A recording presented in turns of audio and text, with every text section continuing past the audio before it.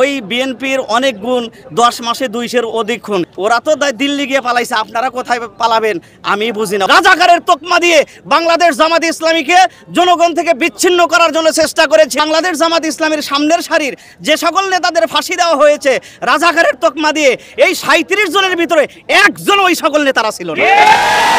গ্রাম্য ভাষায় বলে জাঞ্জুরে সুইকে বলে তোর পিছনে ছিদ্র। আসলে জাঞ্জুরের পিছনে যে কত ছিদ্র এটা সে দেখে না। আপনি যদি 2019 সালের বিগত জালিম সরকারের প্রকাশিত মুক্তিযোদ্ধা মন্ত্রী নিজেরা প্রকাশ করেছিল রাজাকারের তালিকা, সেই জায়গায় 8060 জন রাজাকার ছিল এই পালিয়ে যাওয়া আওয়ামী লীগের। আর ওই জায়গায় রাজাকারের তালিকা 1024 জন রাজাকার হলো বিএনপির ভিতরে। আর মাত্র 37 জন রাজাকারের তালিকা প্রকাশ করেছে স্বৈরাচার হাসিনা জামাত ইসলামের ভিতরে, যার মধ্যে 27 জন আগেই মারা গিয়েছে। কিন্তু বাংলাদেশ জামাত ইসলামের সামনের সারির যে সকল নেতাদের ফাঁসি দেওয়া হয়েছে রাজাকারের তকমা দিয়ে, এই 37 জনের ভিতরে একজন ওই সকল নেতারা ছিল না।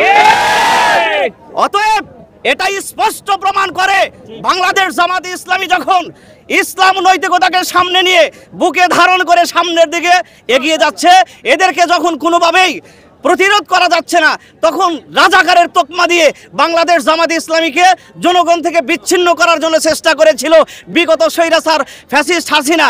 তারা ওই জায়গায় ফেল করেছে এবং বর্তমান সময়ে তারা মাতৃভূমি ছাড়া হয়েছে। এখনও যারা ওই টাম কাট খেলতেছে, রাজাকারের তকমা দিতেছে, আলহামদুলিল্লাহ বাংলাদেশের মানুষ এখন সচেতন, সব কিছু বোঝে। এরকম যদি তারা আওয়ামী লীগের অনুসরণ করতে থাকে, আওয়ামী লীগ যেমন এই দেশ থেকে বিতাড়িত হয়েছে, সময়ের আলোকে তারাও এই দেশ থেকে বিতাড়িত হবে। অতএব এখনো সময় আছে।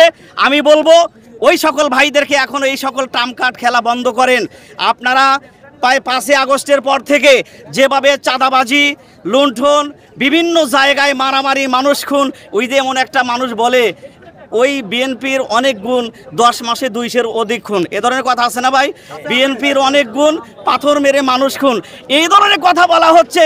মানুষ কিন্তু আপনাদেরকে অচিরেই ডাস্টবিনে নিক্ষেপ করেছে। আর যদি এভাবে আপনাদের পথ চলতে থাকে তাহলে আপনাদেরকে অবশ্যই, ওরা তো দিল্লি গিয়ে পালাইছে, আপনারা কোথায় পালাবেন আমি বুঝি না। অতএব এখনো সময় আছে। এই দেশের মানুষ, আমরা এই দেশেই ছিলাম, একসাথে আমরা আন্দোলন করেছি ফ্যাসিস্টের বিরুদ্ধে। অতএব আসুন, কোনো কথার কারণে যেন আমাদের ভিতরে ঐক্যের ফাটল সৃষ্টি না হয়, এদিকে আমরা লক্ষ্য রেখে আমরা আগামীতে ন্যায় ইনসাফ ভিত্তিক ইসলামী কল্যাণকর রাষ্ট্র প্রতিষ্ঠায় এগিয়ে যাব ইনশাল্লাহ।